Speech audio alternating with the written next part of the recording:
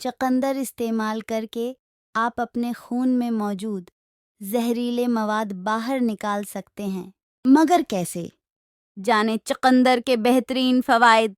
सलाद के साथ चकंदर खाने से मन्ना का जायका भी अच्छा हो जाता है और मज़ा भी आता है, क्योंकि चकंदर में कार्बोहाइड्रेट्स, प्रोटीन, आयरन, शक्कर, fibre, sodium, zinc, potassium, magnesium, vitamin B मौजूद होता है, जिसकी वजह से ये हमारी सेहत के लिए बहुत अहमियत का हामिल है।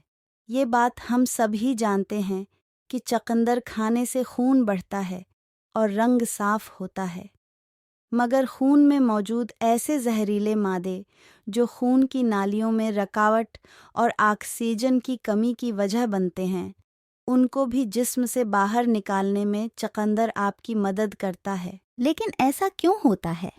चकंदर में नाइट्रेट पाया जाता है, जो न सिर्फ हमारी तवानाई बढ़ाता है, बल्कि खून पैदा करने और निज़ाम इंहज़ाम को बेहतर बनाने में आपकी मदद करता है। चकंदर कैसे इस्तेमाल करें?